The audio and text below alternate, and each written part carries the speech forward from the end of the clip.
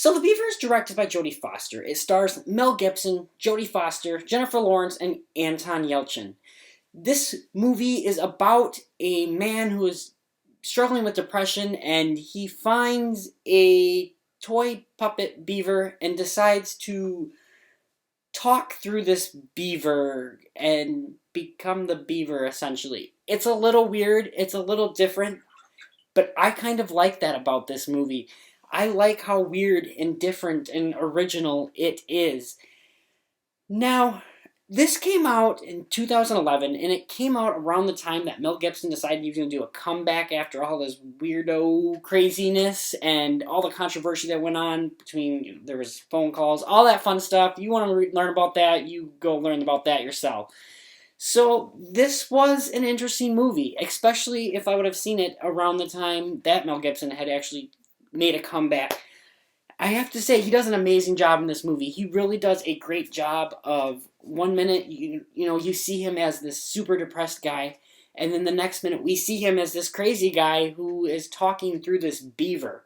And he also, he changes his voice. He's a totally different person with the beaver. And I really like that. Mel Gibson does a fantastic job with that. Jodie Foster also does a great job with her acting in this movie.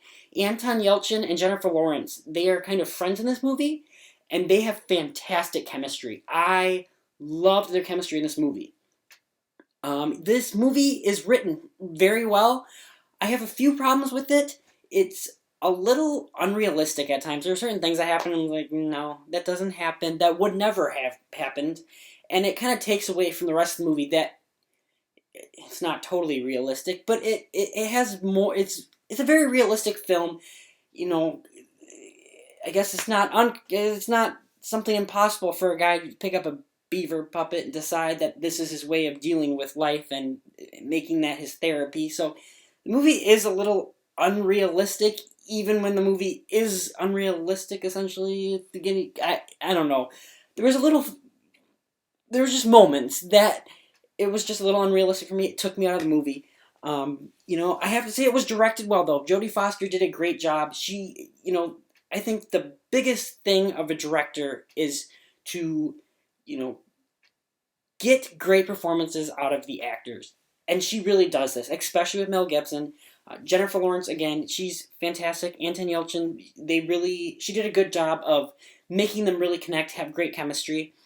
The movie is also, it is a drama. It is a comedy, though. There's some very good comedic moments, especially at first when, his son pops in the room. Hi, I'm Mr. Beaver. And it's kind of funny. I'm not going to lie, it was very funny at times. The other problem I have with this is Jodie Foster's character. Not Jodie Foster's acting necessarily, it's her character. When she first meets Mel Gibson with the beaver, she doesn't like it. She wants him to take it off. And then later on, she starts liking it. And then again, it goes into, oh, I don't like it again. And it was kind of back and forth. Yes, I like it. No, I don't. Yes, I do. No, I don't. And it was, I could maybe see someone having this kind of way of thinking that, yeah, I want the guy because he's different and he's awesome and he's exciting before when he was depressing. But it just felt out of character from when I met her in the beginning. So Jodie Foster's character did, it bugged me a little bit. Even though the writing is good, her character just took me out a little bit. The other thing that really bugged me about this movie is the fact that towards the end, there is a subplot with Jennifer Lawrence and Anton Yelchin's characters. And there's like a 10-minute scene where they really, end this plot. And I just didn't even think it needed to be ended there. It could have just ended at an earlier point. And instead they make a big deal out of this ending plot for the second side plot. And it almost could have been another movie. In fact, I have seen movies with the exact same plot and essentially ending it the way they do.